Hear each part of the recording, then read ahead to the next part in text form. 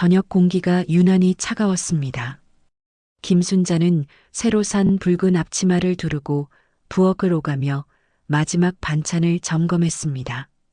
오늘은 구정날, 1년 중 가족이 가장 많이 모이는 날이었죠. 사돈 최 여사 부부도 오랜만에 오기로 했습니다. 순자는 혹시라도 음식이 식을까봐 손수 밥상을 다시 덮개로 덮었습니다.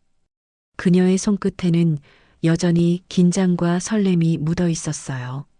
식탁에는 전과 잡채, 갈비찜이 정갈하게 놓였습니다.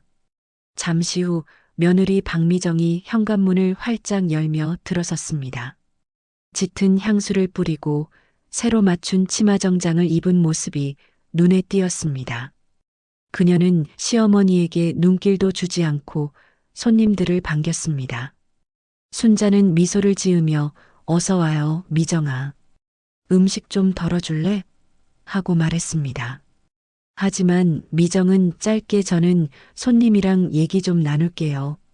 라며 자리를 피했습니다. 식탁에는 어색한 침묵이 흘렀습니다. 사돈 최 여사는 분위기를 바꾸려 몇 마디 던졌지만 미정은 계속 재산 이야기를 꺼냈습니다. 이 집도 이제 제 명의로 돌릴 생각이에요. 도윤 씨 이름으로 바꿔야죠. 그 말에 순자의 손이 잠시 멈췄습니다. 젓가락이 접시를 스치는 소리가 유난히 크게 들렸습니다. 순자는 마음을 다잡으며 웃어 보였지만 속은 이미 흔들리고 있었습니다. 미정은 곧바로 순자의 방 이야기를 꺼냈습니다. 저 방은 이제 제 옷방으로 쓰려 해요. 어머니 짐은 좀 정리해 주세요. 순자의 얼굴이 굳어졌습니다. 사돈 부부는 놀라서 서로를 바라봤고 도윤은 말없이 고개를 숙였습니다. 식사 후 미정은 사람들 앞에서 다시 한번 말했습니다. 이제 어머니도 쉬셔야죠. 시골로 내려가시면 편할 거예요. 순자는 손에 들고 있던 수저를 내려놓았습니다. 그녀의 입술이 떨렸지만 끝내 아무 말도 하지 않았습니다. 대신 천천히 자리에서 일어나 방으로 들어가 작은 가방을 챙겼습니다. 현관 앞에 서서 신발을 신는 그녀의 뒷모습은 작고 쓸쓸했습니다. 사돈 최 여사는 급히 따라 나와 붙잡으려 했지만 순자는 고개를 저었습니다. 괜찮아요. 다 제 탓이죠. 문이 닫히는 순간 찬바람이 거실 안으로 스며들었습니다. 그 바람 사이로 미정은 거울을 보며 머리를 매만졌습니다. 사돈 여사는 그 모습을 바라보며 마음 한켠에 서늘한 불안을 느꼈습니다. 밤새 눈이 흩날렸습니다. 김순자는 작은 보따리를 들고 동네 고시원 골목을 걸었습니다. 길가의 불빛이 희미하게 흔들리고 지나가는 사람들조차 그녀를 돌아보지 않았습니다. 낡은 원룸 건물 앞에서 발걸음을 멈춘 그녀는 주머니 속에 지폐를 세어본 뒤 조심스레 문을 열었습니다. 좁은 방 안에는 오래된 난방기 하나와 침대 하나뿐이었습니다. 그녀는 이불을 펴며 조용히 숨을 고르다가 눈가를 닦았습니다. 다음 날 새벽 순자는 근처 식당 구인 전단을 들고 가게 문을 두드렸습니다. 사장은 처음엔 나이가 많다며 고개를 저었지만 순자의 단단한 눈빛에 결국 허락했습니다. 그녀는 하루 세끼를 닦고 나르고 허리를 펴지 못한 채 일을 했습니다. 퇴근길에 마주친 동네 노파 이복네가 말을 걸어왔습니다. 어르신, 요즘 어디 사세요? 낯이 익은데요. 순자는 쑥스럽게 웃으며 자신이 쫓겨났다는 사실을 짧게 털어놨습니다. 며칠 후 복내는 순자에게 낡은 종이봉투 하나를 내밀었습니다. 남편이 남긴 땅 있죠? 그거 시청에 문서가 아직 남아있을지도 몰라요. 순자는 그 말을 듣고 밤새 잠을 이루지 못했습니다. 다음 날 오래된 서류 가방을 꺼내 먼지를 털어냈습니다. 안에는 남편의 이름이 적힌 토지 증서와 계약서 조각들이 남아 있었습니다. 그녀는 구청 민원실을 찾아가 조심스럽게 문의했습니다. 직원은 오래된 서류를 확인하더니 이건 아직 명예 변경이 안 됐네요. 라고 말했습니다. 순자의 눈이 크게 뜨였습니다. 그녀는 손끝이 떨리며 문서를 꼭 쥐었습니다. 집을 잃었지만 아직 버려진 건 아니었습니다. 그날 밤 순자는 벽에 기댄 채 속삭였습니다. 이제 다시 시작이에요. 며칠이 지나 박미정은 거실벽에 새로 칠한 흰색 페인트를 보며 만족스러운 미소를 지었습니다.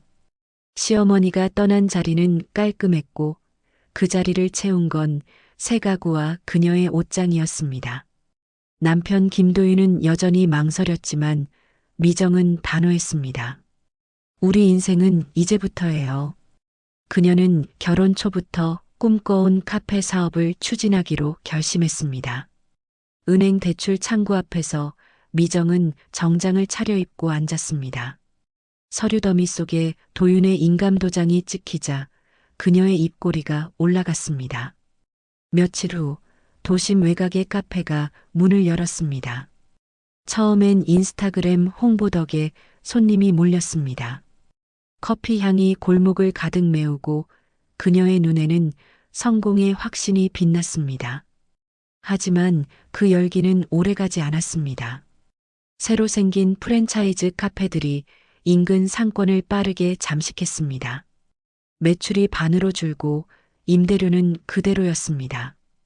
도윤은 밤마다 계산기를 두드리며 얼굴이 점점 어두워졌습니다. 그의 목소리에는 지친 한숨이 묻어났지만 미정은 듣지 않았습니다. 그 무렵 부동산 브로커라는 남자가 찾아왔습니다. 그는 자신을 투자 전문가라 소개하며 곧 재개발될 금싸라기 땅을 제안했습니다. 이건 내부 정보예요. 놓치면 평생 후회하실 겁니다. 미정의 눈빛이 번쩍였습니다. 그녀는 단 한 번의 망설임도 없이 거액의 계약금을 송금했습니다. 하지만 며칠 뒤 브로커는 연락이 끊겼고 사무실은 텅 비어 있었습니다. 도윤은 경찰서를 찾아가 항의했지만 이미 피해자는 수십 명이었습니다. 지방 공기는 무겁게 가라앉았고 미정은 술로 하루를 버티기 시작했습니다. 사돈 최 여사가 찾아와 이럴 땐 사람을 버리면 안 된다고 조용히 충고했지만 미정은 문을 닫아 걸었습니다. 며칠 뒤 도윤은 어머니의 땅 이야기를 들었습니다. 순자가 명예회복 절차를 밟고 있다는 소식이 전해진 것이죠. 미정은 서류를 쥔 채 오래도록 가만히 서 있었습니다. 그녀의 머릿속에는 단 하나의 생각만이 맴돌았습니다. 다시 잡아야 해, 그 여자를.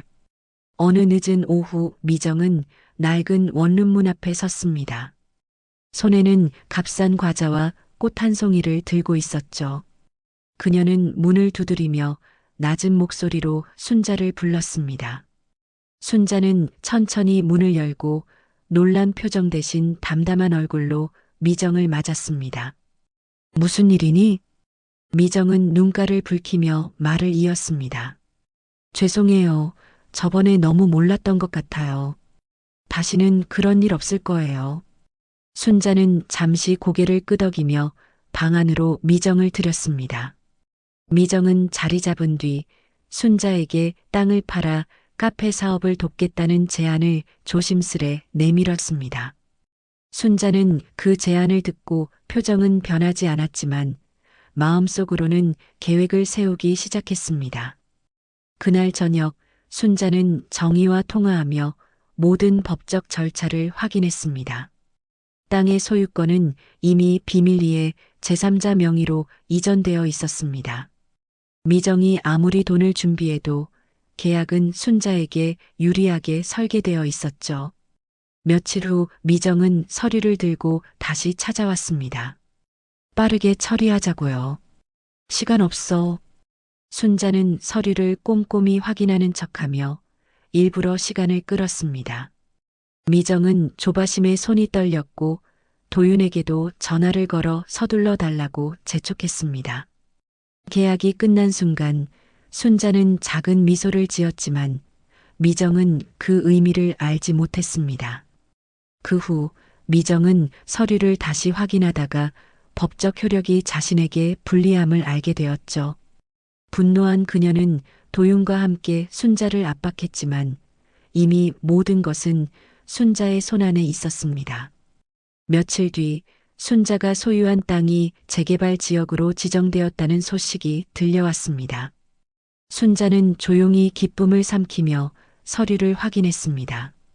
곧 보상금이 들어올 예정이었고 그녀의 재정은 점점 안정되기 시작했습니다. 반면 미정의 카페는 경쟁에 밀려 매출이 급격히 떨어졌습니다.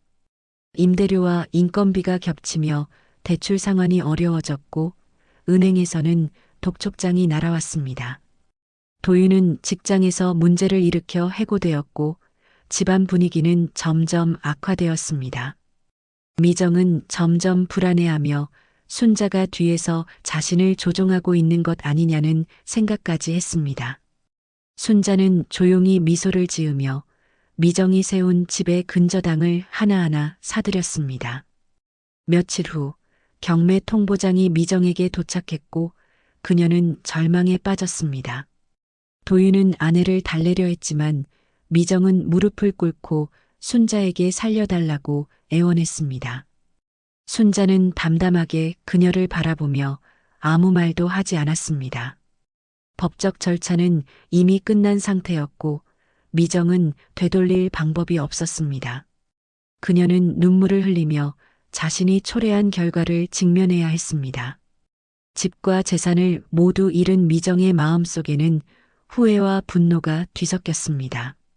순자는 그 모습을 바라보며 과거의 상처가 이제야 조금 치유된 듯한 안도감을 느꼈습니다. 순자는 조용히 서류를 다시 한번 점검했습니다. 낙찰이 완료되고 순자가 이 집을 다시 되찾은 겁니다. 주변 사람들은 놀라움과 동시에 통쾌함을 감추지 못했습니다. 도윤은 어머니에게 다가가 미안함과 안도감을 섞은 표정을 지었습니다. 순자는 도윤을 따뜻하게 안아주며 조용히 말했습니다. 이제부터 내 인생을 바로 살아야 해요. 정희는 옆에서 리모델링 계획을 이야기하며 남은 인생을 편히 보내라고 조언했습니다. 순자는 그 말에 고개를 끄덕이며 미소를 지었습니다. 사돈 최 여사는 순자에게 머리를 숙이며 사죄를 했습니다. 자식 교육을 제대로 못 시킨 죄에 대한 눈물의 사죄였습니다. 순자는 집 마당의 매화를 바라보며 조용히 숨을 고르기 시작했습니다. 꽃잎 사이로 햇살이 들어오고 바람이 살짝 흔들어 주었습니다. 그녀는 그 모습을 바라보며 평화로운 안도감을 느꼈습니다. 복례와 정희는 순자의 곁에서 이제 참 편안해 보이네요 라고 말했습니다. 순자는 작은 한숨을 내쉬며 자신이 이루어낸 일에 만족했습니다. 몇 해가 흘러 순자의 시골집 마당에 다시 매화가 피었습니다. 도윤은 새로운 직장에서 묵묵히 일하며 어머니를 부양하고 있었습니다. 그는 주말마다 아이와 함께 시골집을 찾아와 조용히 정원을 정리했습니다. 순자는 그런 아들을 보며 마음속의 응어리가 조금씩 풀려감을 느꼈습니다. 한편 미정은 시골 읍내에서 작은 분식집을 운영하며 살아가고 있었습니다. 손님은 많지 않았지만 그녀의 얼굴에는 예전과 달리 평온함이 깃들어 있었습니다. 어느 날 순자가 들러 두툼한 돈봉투를 전했습니다. 미정은 잠시 망설이다가 그 봉투를 품에 안고 조용히 고개를 숙였습니다. 그녀는 창밖으로 떨어지는 햇살을 바라보며 미소를 지었습니다. 며칠 후 순자는 도윤 가족과 함께 남편의 묘를 찾았습니다. 매화 꽃잎이 흩날리는 묘 앞에서 순자는 조용히 눈을 감았습니다. 당신 이제 다 갚았어요. 그리고 용서도 했습니다. 아이들의 웃음소리가 산등성이에 울려 퍼졌고 도윤과 며느리는 어머니의 손을 꼭 잡았습니다. 순자는 햇살 속에서 눈을 뜨며 따뜻하게 웃었습니다. 모든 상처는 사라진 건 아니었지만 그 자리를 새로운 평화가 대신하고 있었습니다. 바람이 불며 매화 향이 퍼지고 그 향기 속에서 세 사람의 삶은 다시 이어졌습니다. 시청해 주셔서 감사합니다. 구독과 좋아요는 큰 힘이 됩니다.